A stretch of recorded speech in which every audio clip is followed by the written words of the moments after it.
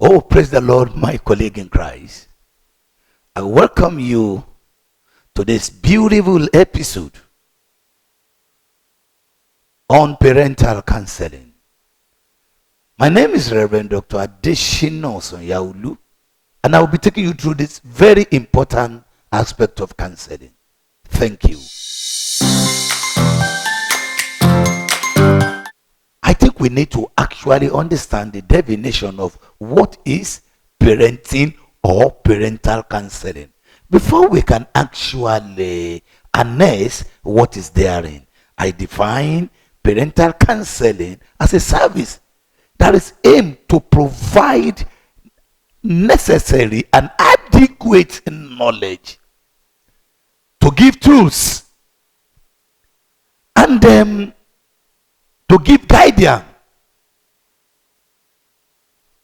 most especially support for the parents without bias or judgment.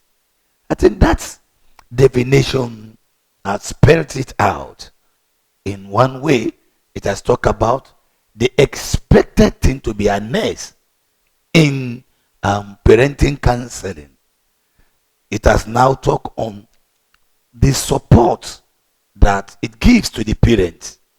In other words, it's talking about achieving a fulfilling parenting. And I believe at the end of this counseling talk, your life will never remain same again. I believe that. Thank you. I would rather say that the purposes of parenting counseling is so enormous. Number one, for people that are experiencing marital problems. In the other episode, I talked so much on abuse in marriage. Part of the benefits to be harnessed in parenting counseling is to correct the home, those experiencing abuse or violence. And how oftenly with those people that are dealing with loss. As we progress, you will be seeing parenting and counseling. What has that got to do with every area that I will be mentioning? We may not finish mentioning all this, and it could be abuse of alcohol. That's another one. Drunkenness is another one. I intend to separate from my husband because he's an alcoholic. No. He can still come back.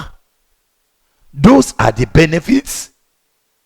I can continue to mention. It's immeasurable if I begin to mention the benefits of parental counseling. And I sincerely believe that with these few that I have mentioned, you must have seen reasons why you, somebody hearing me, may need parental counseling. We often recommend parental counseling for everyone, at least a session. God bless you. Knowing the differences I have spoken about two-edged sword. One of it will knock, will inform you I'm coming. The other one will not even say anything. Suddenly you see it. Let me come to the first one that will be knocking. That is what we call character shift in counseling.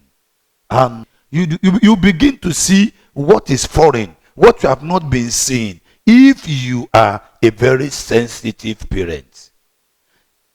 Every parent must be able to identify the character of their children to a reasonable extent. And when the changes are coming, as a parent, you ought to know. It's not the kind of a parent that goes out 5 a.m. in the morning that does not come home until 10 o'clock in the night. You cannot identify. The child or the word can bring in a borrowed character. They may have been influenced somewhere. So because you do not know, because you are not bothered, because you are not careful enough. But if you are very careful enough and sensitive enough, you will begin to see some changes and you will begin to think of a proactiveness. Now, when you begin to see what you don't see in them before, it's knocking at the door. Oftenly, the languages you don't normally hear from them before, you are beginning to see those languages. Careful parent, sensitive parent, we know that there is trouble. Like I did said, as beautiful and rewarding, exciting as parenting is, it is equally with some volumes of problems. You cannot escape it. That is number one. That is the one that is knocking. There are some you don't even know. By the time you got to know, these are the things they said he does or she does, you will not believe it. You begin to ask yourself, why me? Oh yes, it's you. Because of the approaches. These are the area where you need a counselor. The world where we are today is a world that is filled with a lot of vices. You may say your parents never take you to any counselor when you are young. Fine. The vices of today is so enormous that is far beyond what we can just be explaining.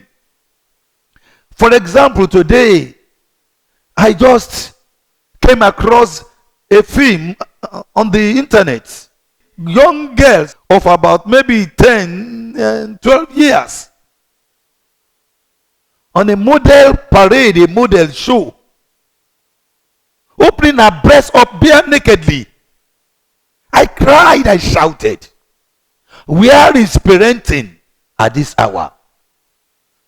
That young small girl is a daughter of somebody, walking, can I say, nakedly in the midst of her colleagues, and they were all laughing. It's unfortunate. Parents are much after material acquisition than even their tomorrow. Your children are your tomorrow, whether you like it or not. They are your everlasting investment. I pray that your investment will not go down the drain in your very eye. Many a times in parenting, we cause much of the problem. A 10-year-old girl or a 10-year-old boy is already being presented with an iPhone that is internet compliant. And this boy will go pressing one thing or the other. In turn, because by virtue of being children, inquisitiveness is one of their characteristics. When you see a man or a woman, he wants to experiment what he has seen. And in turn, they become a source of unhappiness. They become a problem to the society, to the community, an embarrassment to yourself. This is the reason why parenting counseling is mostly essential. A lot of things happen in our world today that calls for a greater cautioning, imbibing the Western culture and bringing in problems that we do not have solution to. In most of the Western schools, every aspect of their study is having counselors. They ask questions. They study those children. Do we have that here? The parent left their children or their words in the hand of the teacher. The teacher is a business tycoon. There's a problem, and we need a counseling in most areas of our life to guide those children to successes.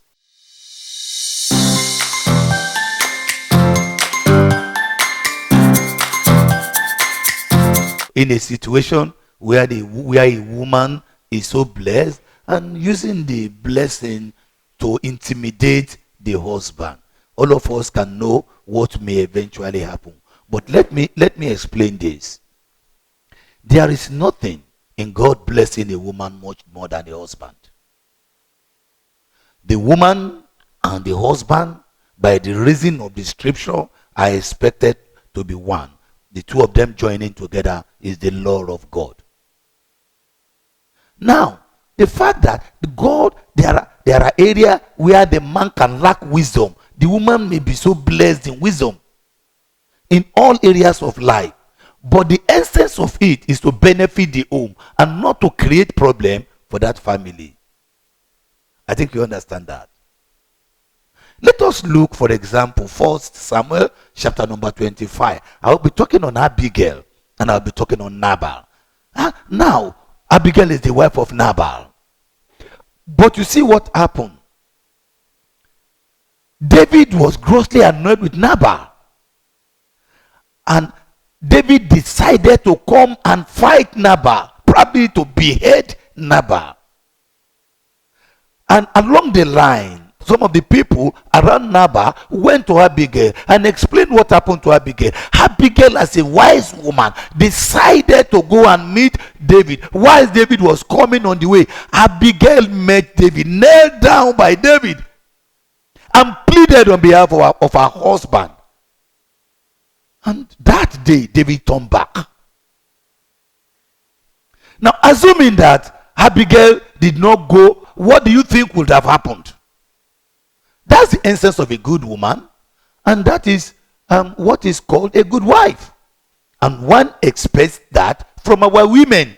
The fact that God bless you should not be a situation that we will turn back again and say, why has God done this? He blessed you because of the kind of man that you will have. Do you believe that if you do not marry that man, God may not give you that blessing? So don't arrogate it to yourself that it's your wisdom and your capacity to be able to get that out. No, it's not your wisdom. You can do it and fail and fail and fail again. God will still be God, and whoever be called God. Many of things like this causes breakages of homes. I believe that as a parent hearing me, you'll be able to do the necessary amendments and know that whatever you have is the blessings of the Lord for the situation you find yourself. Thank you.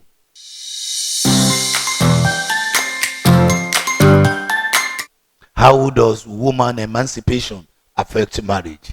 Well, we understand that woman emancipation is all about equality, fine and beautiful. Like I have mentioned earlier on, we have seen women becoming presidents across the globe. In Liberia, we see Mrs. Williams there. In UK, we see Theresa May, we see Margaret Thatcher. In India, we see Indira Gandhi, etc., etc. We can begin to mention. There's always this adage that what man can do, the woman can do better. Fine, I'm not contesting that. We have seen in the Bible women like Deborah. Men ran to them in the time of crisis. They are women. But there is one thing a woman can never be. So because there is a thing that a woman cannot be, then that which the Lord say must be respected. The woman can never be your husband. If your husband divorces you, or you are divorced, you can be playing the role of a father, but you are playing it with unhappiness. If you have a choice, you will never pick that choice. So what does that mean? I have mentioned 1 Peter chapter number 3. The Lord says husband should love the wife should love both of them should love each other equally. But the woman must respect the husband. One of the reasons why we have this feminist issue at home is that there is no respect again. Because of what the woman has become, The woman does not see value in the husband again. The position of her husband is not an accolade, it's not a title, it's God ordained position and must be respected. Each time God will mention love your wife, if you equally say the wife must respect their husband. And remember one thing, the serpent that was not killed in the book of Genesis becomes the beast in the book of Revelation. What you don't kill, what you don't suppress, will kill you or suppress you. Until we are able to know that I'm a woman, whatever God does for me, whatever position I attain on earth, I still remain a woman. I'm a beautiful helpmate, very important helpmate, and I must accord the respect of headship unto the man that is the head of the home. It is funny when a woman begin to look down at her husband, seeing her husband as not knowledgeable, all because the husband has not attained the expected status. Things like this will not help humanity. And this is the reason why parenting counseling helps so much. Believe it, a nagging woman will always produce a fighter child. When you become so nagging, your children or your daughter may become a tigress when she left home for her husband's house. After celebrating the marriage, renting the hall with about 5 million, 10 million, you bring seasoned musician to come and grace the occasion. 3 days after the marriage is scattered. How do you feel? Don't you see yourself as a failure? Mothers and daddies, I sincerely believe we have a lot of work to do by guiding those children of ours, because they are our tomorrow. Is the height of every of our business that we do. Those empires may go before you. You will still live. No one pray to bury his or her own child or children. You wouldn't pray that. All you will pray for is something that will give you joy whilst you are alive and when you are no longer. That's the reason why we need to prepare these children for these challenging situations and occasions. Success is not gotten just on a platter of gold. You work for it. Parenting counseling is preparing you to become a fulfilled parent on earth, leaving a legacy that the world will love to emulate. Until when I come your ways again, my name is Reverend Dr. Adeshina Sonyaolu, anticipating hearing feedback from you. God bless you.